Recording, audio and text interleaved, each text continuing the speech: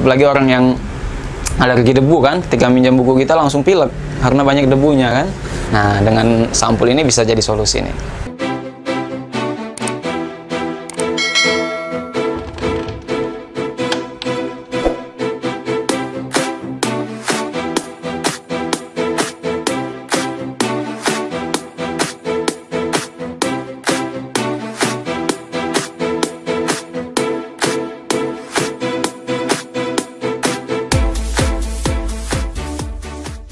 Assalamualaikum warahmatullahi wabarakatuh. Selamat datang wahai hati dan pikiran di channel yang belum keren tapi menuju keren, di channel yang belum hebat tapi menuju hebat, yaitu channel Astaman Ground. Semoga kalian semua sehat, raga dan jiwanya yang paling penting. Kita akan lanjut kembali bahasan-bahasan kita. Ya, kita belum ada bahasan-bahasan seputar tema yang lain, jadi masih sama ulasan buku seperti dua video sebelumnya, ulasan-ulasan buku yang semoga video-video ulasan buku ini bisa membuat teman ingin membeli buku yang saya ulas dan penasaran dengan buku tersebut sehingga jadikan koleksi di perpustakaan teman-teman sekalian. Baik, kali ini kita akan membahas tentang buku apa atau mengulas tentang buku apa. Kita kali ini akan mengulas sebuah buku yang sudah saya share di Instagram saya ketika bertanya dengan teman-teman mau pilih NS atau STDB. Ternyata coba tebak banyak mana? Ternyata banyak STDB, Seni Tinggal di Bumi. Maka untuk itu saya akan mengulas buku tersebut sebagai permintaan teman dan mengobati rasa penasaran teman-teman sekalian tentang buku Seni Tinggal di Bumi karyanya Mbak Farah Qunita. Ini dia bukunya. Baik, tada, Seni Tinggal di Bumi, karya Farah Qunita. Baik, seperti biasa ya teman-teman, kita akan melihat secara fisik, secara visual seperti apa buku ini sehingga menarik untuk kita beli dan jadikan koleksi. Nah, ini judulnya Seni Tinggal di Bumi. Sampulnya not bad, sampulnya sangat menarik sekali teman-teman. Ada bulan, ada ya gerhana apa nih, gerhana bulan apa gerhana matahari gitu ya maksudnya. Kemudian ada tumbuh-tumbuhan, kemudian ada tangan, sebuah harapan gitu mungkin maksudnya.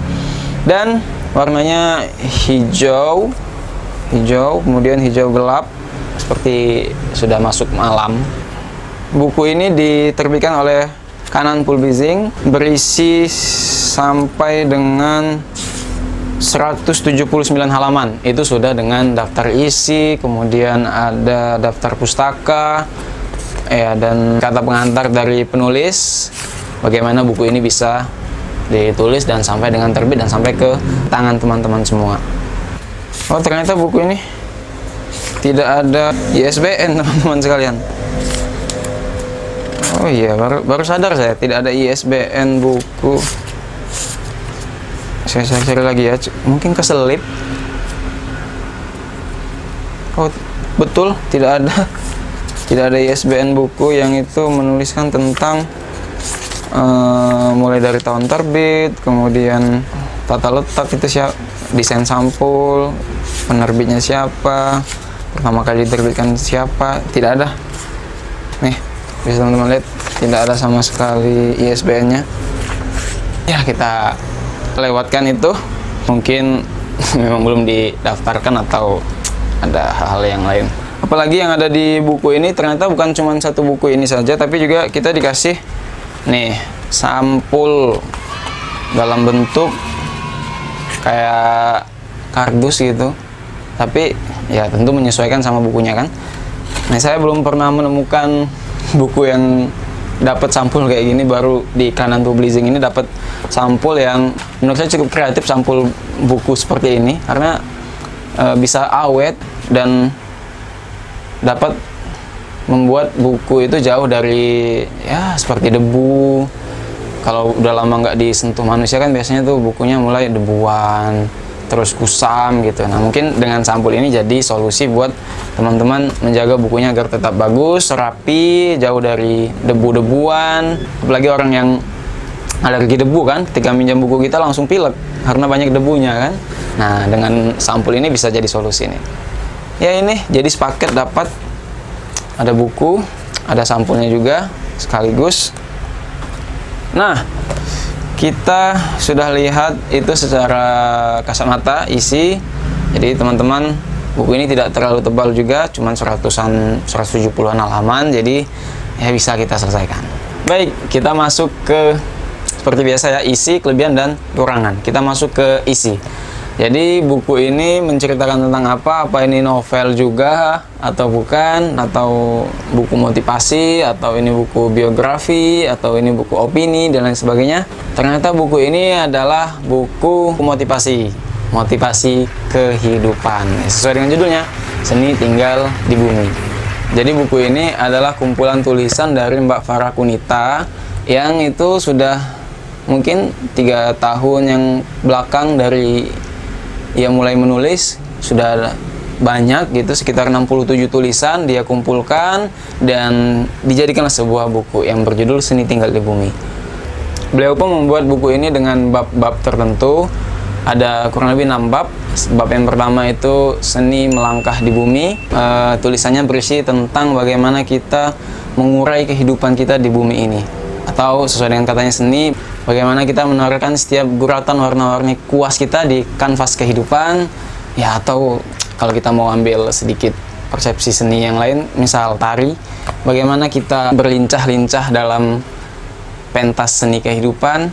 Nah, macam-macam lah, hal-hal lumrah yang sering kita temui dalam kehidupan, bagaimana menghadapinya masalah ini, terus solusinya bagaimana. Nah, ini Mbak Farah Qunita menyampaikan opini-opininya di dalam bab Seni Melangkah di Bumi.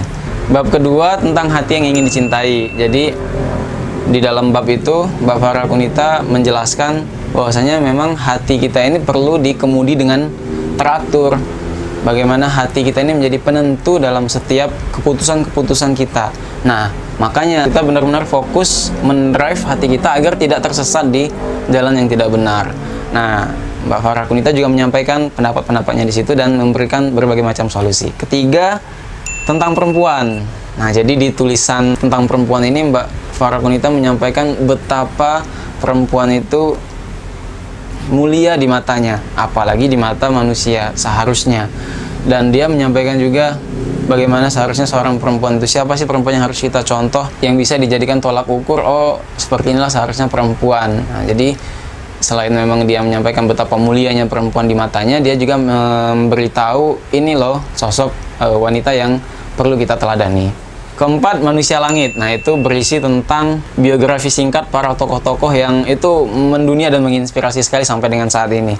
Ya, seperti contoh Salahuddin Al-Ayyubi, Muhammad Al-Fatih, Umar bin Khattab, Khalid bin Walid, yang termasuk Nabi kita Muhammad SAW. Itu masuk di dalam buku ini, dan Mbak Farah Qunita menyampaikan persepsinya tentang orang-orang tersebut dan menyampaikan apa sih yang setelah diperbuat oleh orang-orang yang sangat mulia ini dan telah mendapatkan medali kemenangan di akhirat sana. Dia sampaikan itu dan menjadi inspirasi tentu buat kita, terutama untuk pemuda-pemuda Islam, apalagi pemimpin-pemimpin ya. Ini dia seperti memberikan contoh pemimpin teladan yang bisa kalian jadikan teladan untuk memimpin apapun itu. Kelima, tentang dunia sekitarmu.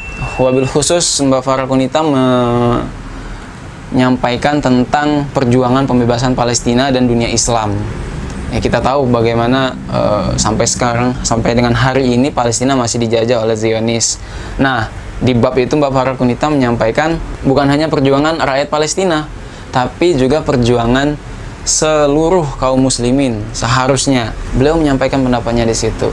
Dan bagaimana kondisi terkininya, bagaimana dulu, bagaimana Yahudi masuk ke dalam Palestina dan sampai dengan orang-orang rakyat Palestina. Beliau sampaikan di situ dan menarik buat teman-teman ketahui. Bab terakhir yaitu bab ke-6 tentang menapaki kehidupan. Jadi beliau menyampaikan di situ tulisan-tulisannya tentang bagaimana kita seharusnya menyikapi kehidupan setelah kematian. Ada yang abadi yaitu akhirat. Kita tuh harus ngapain sih, nyiapinnya tuh gimana buat siap gitu menghadapi kematian dan menghadapi kehidupan yang baru yaitu akhirat di sana. Nah, jadi lengkap ya. Jadi mulai dari seni kita tinggal di bumi itu seperti apa sampai dengan ketika sudah meninggal, setelah mati gitu, nah, kita sikapnya harus seperti apa dan waktu di bumi ini kita nyiapinnya gimana gitu. Lengkap deh pokoknya. Oke, kita masuk ke kelebihan buku ini. Saya sudah membuat 1, 2, 3 ya 3 kelebihan dari buku ini. Kelebihan yang pertama yaitu judul yang menarik. Ya pasti kan judulnya sangat menarik sekali dan buat teman-teman penasaran. Saya juga awal mau beli buku ini bukan karena penulis sudah terkenal atau karena sampulnya gitu atau karena baca belakangnya, enggak, tapi saya lebih prefernya ke judul yang buat saya penasaran gitu. Emang ada ya seni gitu buat hidup di bumi ini, ya kan? Jadi pertanyaan buat kita semua. Dan saya yakin juga ketika teman-teman saya buat opsi pilihan gitu, mau ngulas buku Nyala Semesta atau Seni Tinggal di Bumi, teman-teman lebih prefernya ke judul Seni Tinggal di Bumi kan, buat teman-teman itu penasaran untuk mengetahui gimana sih seni kehidupan. Ya bertahun-tahun hidup di dunia, baru kali ini dengar oh ternyata hidup di bumi itu ada seninya juga gitu. Itu menumbuhkan rasa penasaran juga loh. Jadi judul itu penting juga emang. Nah, apalagi di bawah judul Seni Tinggal di Bumi ini ditambahkan untuk tinggal di bumi, kita justru butuh hati yang merindu langit nan tinggi. Nah, itu kan makin buat penasaran juga. Seperti apa sih seni yang dimaksud dari penulis? Kelebihan yang kedua dari buku ini adalah meskipun dia berisi tentang opini, tapi opininya dikaitkan dengan kisah. Nah, ini yang poin plus dari buku ini. Walaupun dia menyampaikan opininya tentang A, tentang B, tentang kehidupan, tentang bagaimana kita bersikap, dia tetap mengacu pada kisah-kisah dahulu yang itu memang ada riwayatnya, dan itu memang kisahnya sinkron gitu dengan opini yang dia sampaikan, sehingga membuat kita itu seolah-olah dituntun untuk ini loh kisah yang harus kita turuti ketika kita menghadapi masalah seperti ini.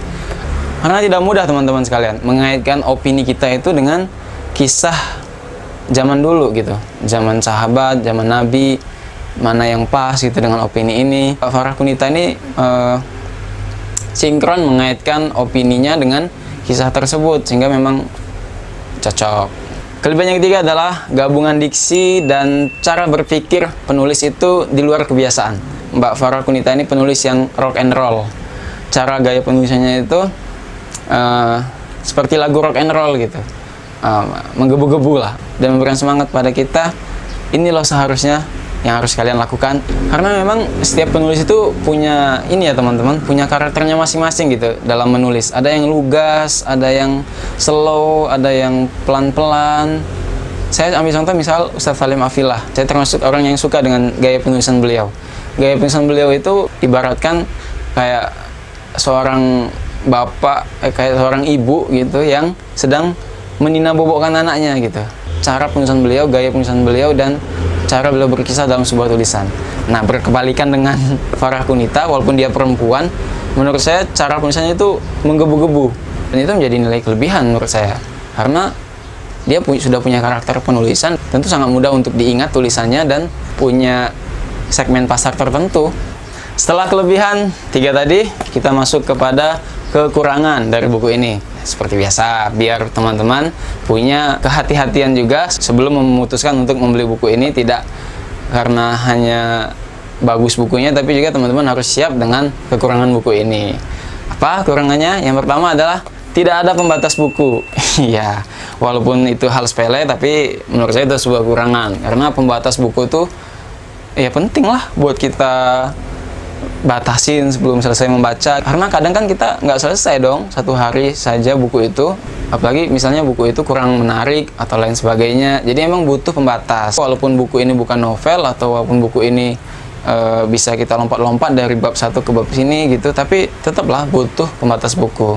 Nah, tapi buku ini tidak ada pembatas buku, jadi ya agak kurang lengkap lah menurut saya. Kekurangan yang kedua adalah karena memang ini adalah gabungan tulisan, menurut saya nih ya, dari 3 tahun yang lalu, jadi memang kualitas tulisannya itu beda-beda teman-teman. Jadi memang terlihat bagaimana penulis ini punya rekod tentang kualitas tulisannya. Seorang penulis itu kan punya tahapan gitu dalam dia menulis, enggak langsung jadi bagus.